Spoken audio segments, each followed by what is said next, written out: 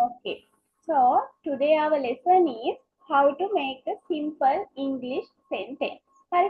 English වලින් අපි තම සරල වාක්‍යයක් හදාගන්න කොහොමද කියන එක තමයි මම මුලින්ම ඔයාලට කියලා දෙන්නේ. හරි. බලමු. sentence එකක් හදන්න කලින් අපි චුට්ටක් කතා කරමුකෝ. What is a sentence? Sentence එකක් කියලා කියන්නේ මොකක්ද? හරි. එතකොට ඒ ගැන අපි බැලුවොත් a sentence is a group of words that gives a complete meaning. A sentence is a group of words. හරි වචන සමූහයක් නැත්නම් වචන කිහිපයක එකතුවක්. That gives a complete meaning.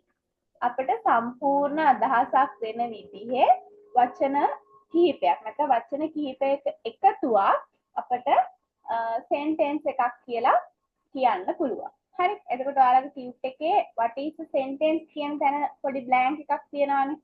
අන්න එතෙන්ට මෙන්න මේ sentence එක ලියා ගන්න. A sentence is a group of words that gives a complete meaning. හරි. සිංහල තේරුමත් ඔයාලට ඕන ලියා ගන්න. හරි. කිසි ප්‍රශ්නයක් නැහැ. ඒක sentence එක නැත්නම් වාක්‍යයක් කියලා කියන්නේ යම්කිසි සම්පූර්ණ අදහසක් අපිට ලබා දෙන වචන කිහිපයක එකතුවක්. හරිද? So a sentence must. එතකොට මේ අපිට සම්පූර්ණයෙන් අදහසක් ලබා දෙන වචන කිහිපයක එකතුවෙන් හැදෙන මේ sentence එකක අනිවාර්යෙන් ඇතුළත් විය යුතු කොටස් කිහිපයක් තියෙනවා. හරි. අපි බලමු මේ මොනවද කියලා. First one, have a subject. හරිද? අපි හදන sentence එකට subject එකක් තියෙන්න ඕන. What is subject? මොකක්ද අපි subject එකක් කියලා කියන්නේ? normally අපි subject කියලා කියනවා දැන් ඔයාලා ඉගෙන ගන්න subjects තියෙන විෂයන් ඒවට. හැබැයි මෙතන subject කියලා කියන්නේ ඒ විෂයන් නෙමෙයි. මෙතන හැටියට මොකද්ද subject එකක් කියලා කියන්නේ අපි?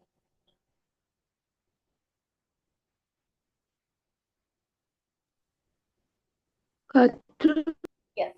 මෙතනදී අපි subject එක කියලා කියන්නේ sentence එකේ නැත්නම් වාක්‍යයේ කර්තෘට. හරිද?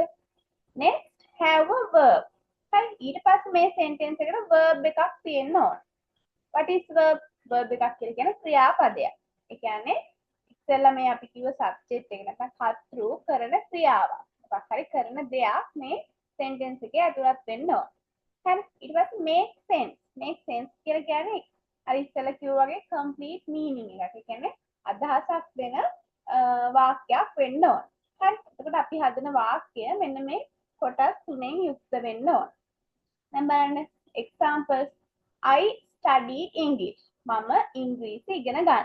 හරි. එතකොට subject එකක් තියෙනවා. මොකද්ද? I. මම.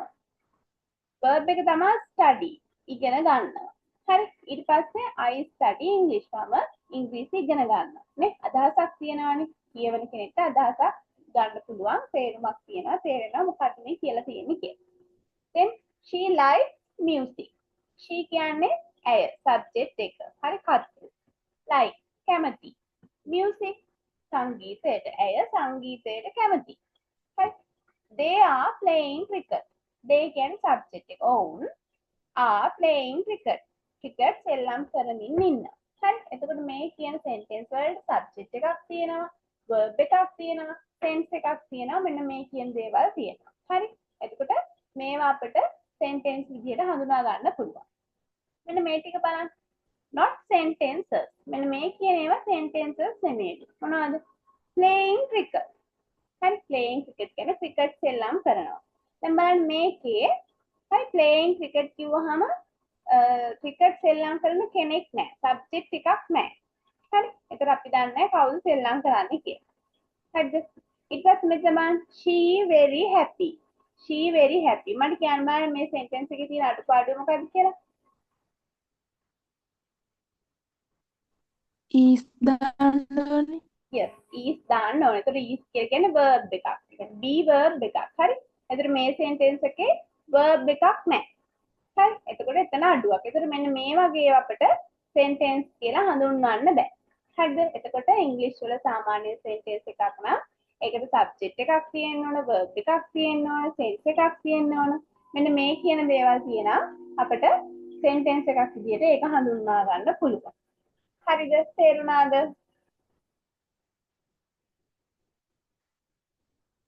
තේරුණා ටීචර්. හරි. ඔයාලා මේ තේරුණා ටීචර්. ස්පේස් තියෙන තැන්වල මේ ගමම නෝට් එක ලියන් යනවද? එහෙම නැත්නම් මම නෝට් එක දැම්මට පස්සේ ලියනවද? කොහොමද ඔයාලට ලේසි?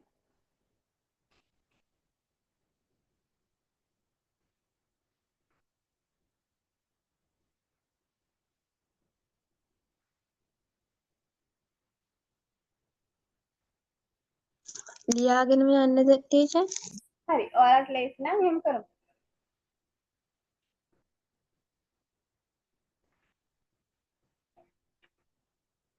එතකොට මේ what is the sentence කියන තැන ලියා ගන්න. A sentence is a group of words that gives a complete meaning. වාක්‍යයක් කියලා කියන්නේ සම්පූර්ණ අදහසක් ලබා දෙන වචන කිහිපයක එකතුවක්.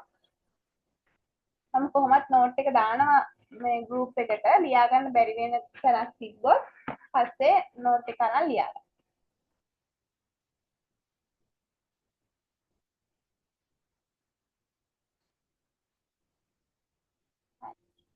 ඊට පස්සේ අපි බලමු මොකක්ද කියන්නේ කියලා. ඊට පස්සේ අපිට කියනවා what is a subject? subject එකක් කියන්නේ මොකක්ද? ඉංග්‍රීසි වල subject කියන්නේ මොකක්ද? බලමු. The subject is the person or thing that does the action. The subject is the person or thing. හරි person කියන්නේ යම් කිසි පුද්ගලයෙක්, thing කියන්නේ නැත්නම් මොන හරි දෙයක් that does the action. ඒ කියන්නේ ක්‍රියාව කරන කෙනෙක්. හරි නැත්නම් යම් කිසි දෙයක්. එතකොට සරලවම කිව්වොත් subject එක නැත්නම් කර්තෘ කියලා කියන්නේ ක්‍රියාව කරන පුද්ගලයෙක්. හරි එහෙම නැත්නම් ක්‍රියාව කරන යම් කිසි දෙයක්. හරි එතකොට මේ subject එක කියන කෙනා අපි මූලික කරගෙන ප්‍රශ්නයක් අහුවොත් හරි එතකොට who කියන්නේ කවුද නැත්නම් what මොකක්ද කියන ප්‍රශ්නය අපිට අහන්න පුළුවන්. ඒ කියන්නේ බලන්නකෝ දැන් මෙතන I study English කියලා තියෙනවානේ. මම ඉංග්‍රීසි ඉගෙන ගන්නවා. හරි එතකොට කවුද ඉංග්‍රීසි ඉගෙන ගන්නේ කියලා අපි ප්‍රශ්න කරොත් අපිට ආන්සර් එක විදිහට දෙන්න පුළුවන් I. දැන් මම. හරිද? ඊට පස්සේ she likes music. ඇය සංගීතයට කැමතියි. එතකොට සංගීතයට කැමති කවුද කියලා අපි ප්‍රශ්නය අහනකොට ආන්සර් එකක් එනවනේ. කැමති කවුද? ඇය. හරි. අන්න එතකොට ඒ ආන්සර් එකට එන කෙනා තමයි සබ්ජෙක්ට් එක විදිහට අපි හඳුන්වන්නේ. හරි. They are playing cricket. ඔවුන් ක්‍රිකට් සෙල්ලම් කරමින් ඉන්නවා. හරි. එතකොට අපි මේ වාක්‍යයෙන් ප්‍රශ්න කරොත් ක්‍රිකට් සෙල්ලම් කරමින් ඉන්නේ කවුද කියලා ආන්සර් එක විදිහට එන්නේ they. හරිද? එතකොට අන්න ඒක තමයි අපි සබ්ජෙක්ට් එක කියලා කියන්නේ. හරි sentence එක සබ්ජෙක්ට් එක කියලා කියන්නේ action එක නැත්නම් ක්‍රියාව කරන කෙනා. හරි. So this subject usually a noun or pronoun. හරි සාමාන්‍ය මේ subject එක විදිහට use වෙනවා noun. noun කියලා කියන්නේ නාම පද. හරි. නාම පද කියන්නේ මොනවද කියලා දන්නේ නැතිනේ. යම් කිසි දෙයක්, ස්ථානයක්, හරි. ඒ වගේ දේවල් පුද්ගලයේ ඒවට අපි කියනවා nouns නාම පද කියලා. හරි. එතකොට subject එකක් විදිහට නාම පදයක් කියදෙන්න පුළුවන්. එහෙම නැත්නම් pronouns. හරි. ඉංග්‍රීසි වල තියෙන pronouns මම ඔයාලට grade 10 වලදී කරා pronouns වෙනම. හරි. අනේ pronouns අපිට මේ subject එක විදිහට use කරන්න පුළුවන්. See these examples. I eat rice. මම බත් කනවා. හරි. එතකොට අර ඉස්සෙල්ලා විදිහට අපි මේකෙන් ප්‍රශ්න කරොත් බත් කන්නේ කවුද කියලා ආන්සර් එක විදිහට එන්නේ I. හරි. එතකොට මේ වාක්‍යයේ සබ්ජෙක්ට් එක තමයි I. හරිද? ඊට පස්සේ she reads books. ඇය පොත් කියවනවා. හරි.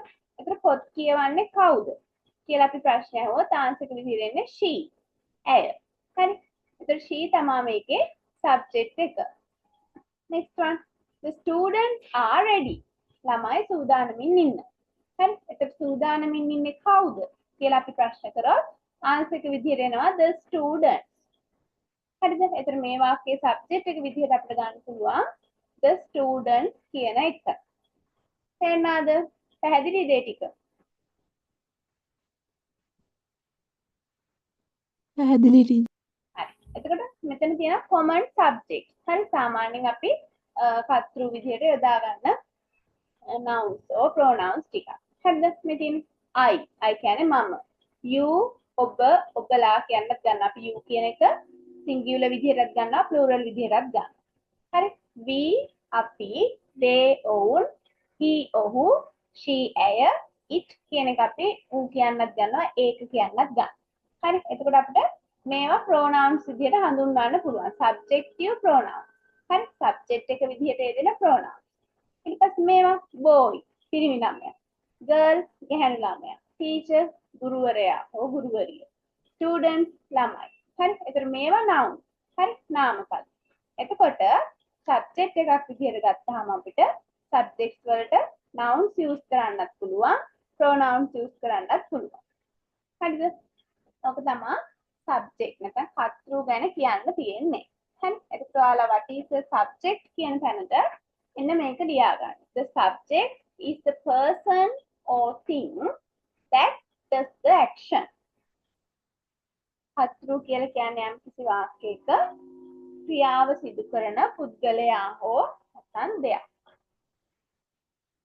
සිංහල මීනින් එකත් ඕන ලියා ගන්න. පස්සේ ප්‍රශ්නයක් නෑ.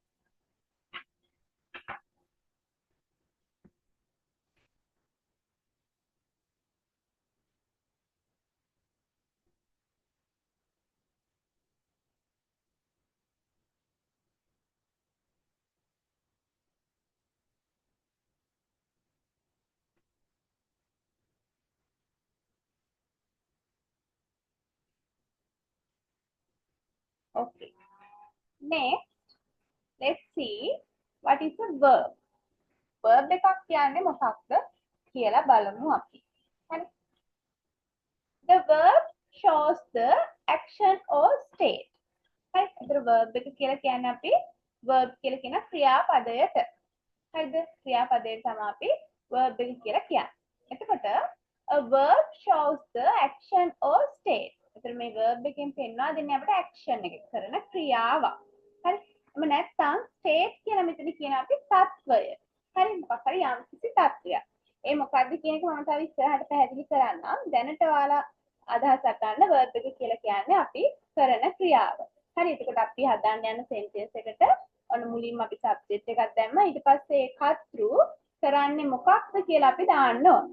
හරි? So, ask a question. අර ඉස්සෙල්ලා වගේ අපි ප්‍රශ්න කරොත් අපිට අහන්න වෙන්නේ what is the action? මොකද්ද කරන ක්‍රියාව කියලා. හරි? This is what the subject is doing. ඒ කියන්නේ අපි හදන වාක්‍යයේ subject එක නැත්නම් කර්තෘ කරන ක්‍රියාව තමයි මේ verb එක විදිහට අපිට දාන්න තියෙන්නේ. හරි? ඒතර examples විදිහට ගත්තොත් verbs වලට අපිට ගන්න පුළුවන් eat, eat කියන්නේ කනවා, read කියවනවා, go යනවා, study ඉගෙන ගන්නවා, play සෙල්ලම් කරනවා. ඊට පස්සේ මේ is, am, are. හරි? මේවත් verbs තමයි. කියන්නේ දැන් අපි verbs කියන එක දැන් මම ඉස්සරහා පාඩම් වලදී ඔයාලට උගන්වන්නම්. මේ verbs කියන එකත් ප්‍රධාන වශයෙන් කොටස් 3කට බෙදෙනවා. හරිද? ප්‍රධාන වශයෙන් කොටස් 3කට බෙදෙනවා. ඒ බෙදෙන කොටස් තුනෙන් එකක් තමයි be verbs කියලා කියන්නේ. හරි? be verbs කියලා කියන්නේ. ඒතර මේ be verbs යටතට මෙන්න මේ is, am, are, was ඔන්නෝවා අයිති වෙනවා. හරිද? එතකොට මෙන්න මේ ටිකත් අපිට verbs විදිහට තමයි ගන්න වෙන්නේ. හරි? එතකොට අපි බලන්න ඕන අපි use කරන sentence එකට දාන්න ඕන verb එක මොකක්ද කියලා අපි හදන වාක්‍යයත් එක්ක බලන්න ඕන. හරිද? එතකොට in sentences sentence වල විදිහ කියන වාක්‍යයකදී අපි ගත්තොත් මෙන්න මේ විදිහට she reads books. ඇය පොත් කියවනවා. හරිද? එතකොට අර ඉස්සෙල්ලා විදිහට ප්‍රශ්න කරොත් ඇය මොකද කරන්නේ කියලා අහුවොත් කියවනවානේ. කියවනවා කියන එක තමයි මෙතන verb එක. හරි? then they play cricket. ඔවුන් ක්‍රිකට් සෙල්ලම් කරනවා. හරි? එතකොට ඔවුන් කරන්නේ මොකක්ද කියලා අපි ප්‍රශ්න කරොත් සෙල්ලම් කරනවා. හරිද? next I am happy. හරි? මට සතුටුයි. එතකොට දැන් මෙතන action එකක් වෙන්නේ නැහනේ. නේද? මට සතුටුයි. එතකොට අන්න ඒ වගේ අවස්ථාවල තමයි status. state කියලා කියන්නේ තත්වය කියලා කිය දැන් මේ වෙලාවේ මම ඉන්න තත්වය I am happy මම මේ වෙලාවේ සතුටින්. හරි? ඒක යම්කිසි තත්වයක්. එතකොට අන්න ඒකත් අපි දැන් මෙතන එතකොට am කියන එක be verb එකක් විදිහට තමයි use වෙලා තියෙන්නේ. ඒනට ඒකත් verb එකක්. හරිද? එතකොට ඔන්න subject එක ඉස්සලා කිව්වා වගේ ආවනේ. අපි verb එක දානවා. හරි? without a verb එකක් නැතුව without කියන්නේ නැතුව නැතිව කියන එක. හරි? මේ lesson එක යන අතරේ ඔයාලා දන්නේ නැති වචන, ඔයාලට අලුත් වචන තියෙනම් ලියා ගන්න vocabulary book එකේ. හරි? So without a verb එකක් නැතුව a sentence is wrong. වාක්‍යයක් ලියනවා නම් අපි වැරදි. ඒක වැරදි. හරි? ඒක හොඳට මතක තියාගන්න. හරි? දැන් මේ ඉස්සෙල්ලා අර කතා කරපු එකේ හරි මේ she very happy. දැන් බලන්න මේක subject එකක් තියෙනවා. හැබැයි verb එකක් නැහැනේ. නේ? එහෙනම් ඒ වාක්‍ය වැරදි. හරිද? දැන් මෙතන playing cricket. මෙතන verb එක තියෙනවා. හැබැයි subject එකක් නැහැ. හරි? එතකොට ඒ sentence එකත් වැරදි. හරි? අන්න ඒවා හොඳට මේ ඔළුවේ තියාගන්න ඔයාලා sentences හදද්දී. හරිද? Okay. එතකොට ඔයාලගේ tute එකේ what is the verb කියන තැනට මෙන්න මේක ලියා ගන්න. A verb shows the action or state. ක්‍රියාපදයක් මගින් යම් කිසි කරන දෙයක් හෝ තත්වයක් පෙන්වුම් කරයි. හරි මේක ලියා ගන්න.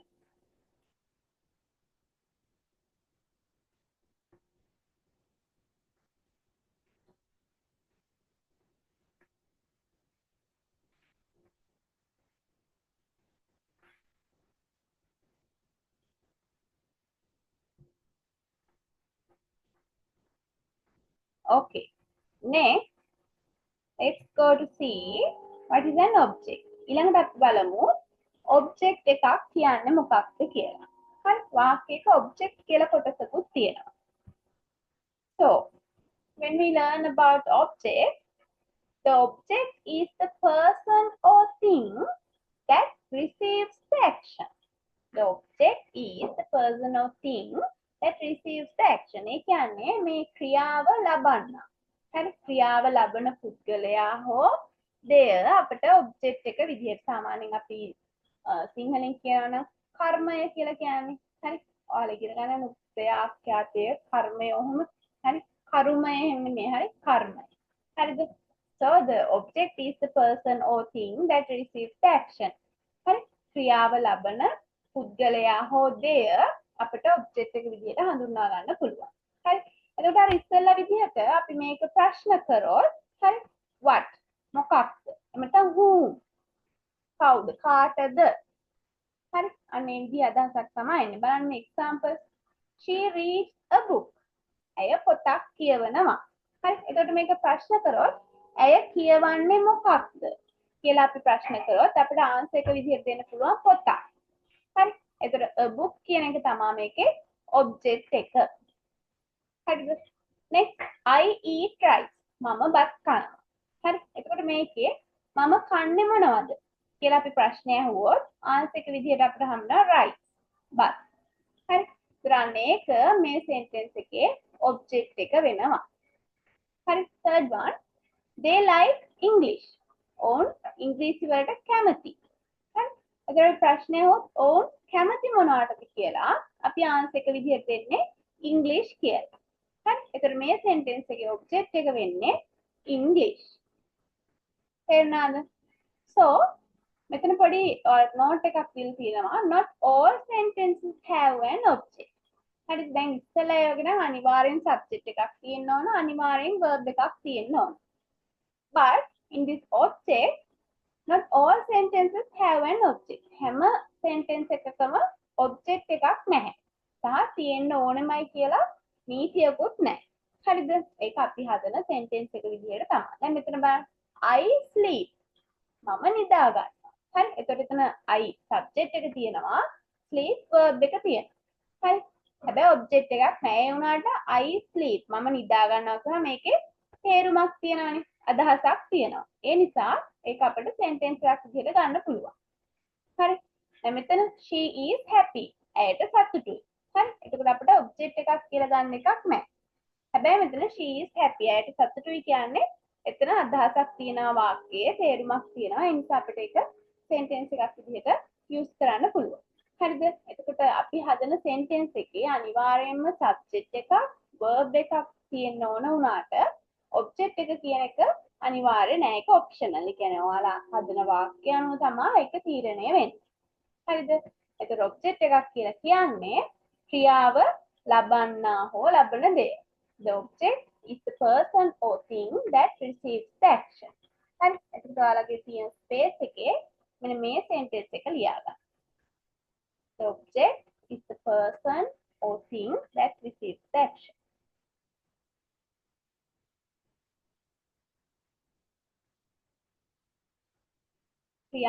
ක්‍රියාව ලබන පුද්ගලයා හෝ දේ. නැත්නම් ක්‍රියාවට භාජනය වන පුද්ගලයා හෝ දේ.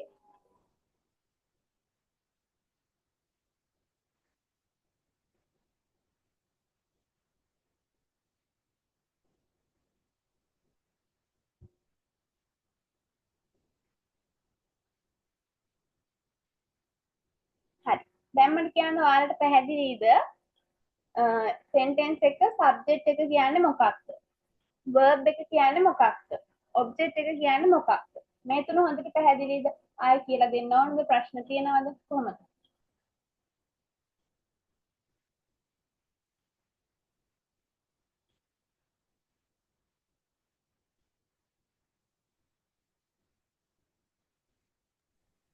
පැහැදිලි ටීචර්.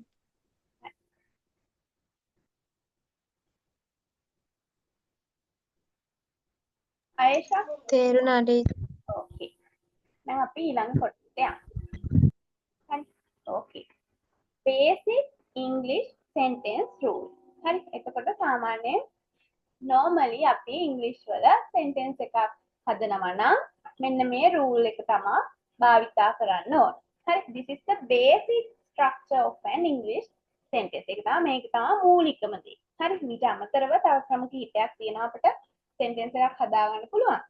හැබැයි සරලවම ඔයාලට ඉගෙන ගන්න පහසුම විදිහ තමයි මෙන්න මේ ස්ට්‍රක්චර් එක. මොකද්ද? පළවෙනියටම අපි දාන්න ඕන සබ්ජෙක්ට් එක.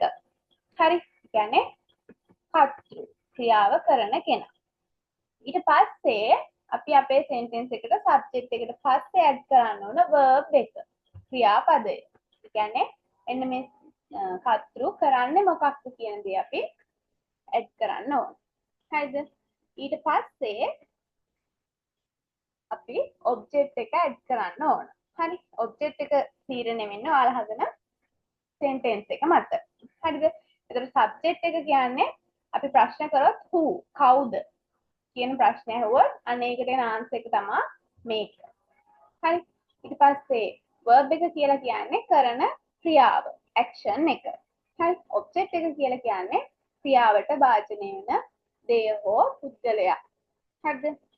එතකොට අපි examples ටිකක් බලුවොත් I eat rice. මම බත් කනවා. හරි. ඒතර subject එක I, verb එක eat, object එක rice. හරි. ඊට පස්සේ she reads book. ඇය පොත් කියවනවා. හරිද? she කියන්නේ subject එක, reads කියන්නේ verb එක, then book කියන්නේ object. හරි. they play cricket. ඔවුන් ක්‍රිකට් සෙල්ලම් කරනවා. So the subject is they and the verb is play and the object is cricket. හරිද? දැන් සාමාන්‍ය සිංහල වාක්‍යයක නම් කොහොමද එන්නේ ස්ට්‍රක්චර් එක? මම බත් කනවා. ඒතර මම කියද්දි සබ්ජෙක්ට් එක එනවා. බත් කියලා කියන්නේ අපි සාමාන්‍යයෙන් ඔබ්ජෙක්ට් එකනේ. හරි. මම බත් කනවා. මෙන්න මේ විදිහට තමයි සිංහල සිංහල වාක්‍යයක් හදද්දී ස්ට්‍රක්චර් එක එන්නේ. සබ්ජෙක්ට් එකයි ඔබ්ජෙක්ට් එකයි verb එකයි. හරි. ඒ සිංහල වල. හැබැයි ඉංග්‍රීසි වලින් වාක්‍යයක් හදද්දී ඒක පොඩ්ඩක් වෙනස් වෙනවා. සබ්ජෙක්ට් එකයි verb එකයි ඔබ්ජෙක්ට් එකයි තමයි එන්නේ. හරි. මේ දෙන්න මාරු වෙනවා. හරිද? එක මතක තියාගන්න. හරි. ඔයාලගේ නෝට් එකට මෙන්න මේ ටික ඇඩ් කරගන්න. සබ්ජෙක්ට් එක, verb එක, object එක. Then here, who, action, what and who.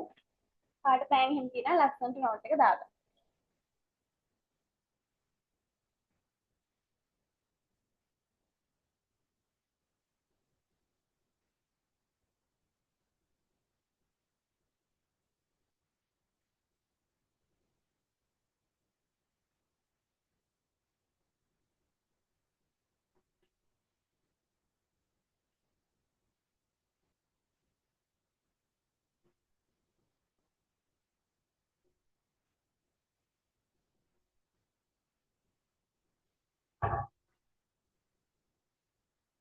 ඔන්න පොඩි ඇක්ටිවිටි එකක් තියෙනවා හරි. හරිම චූටි ඇක්ටිවිටි එකක්. ඔයාලට sentences කීපයක් දීලා තියෙනවා 1 2 3 4 හතරක් දීලා තියෙනවා. මේ හතරේ දැන් ඔයාලා subject එක මොකක්ද, verb එක මොකක්ද, object එක මොකක්ද කියලා තෝරලා ඔය වගුවට දාන්න බලන්න. හරි. පොඩි වෙලාවක් අරන් කරන්න.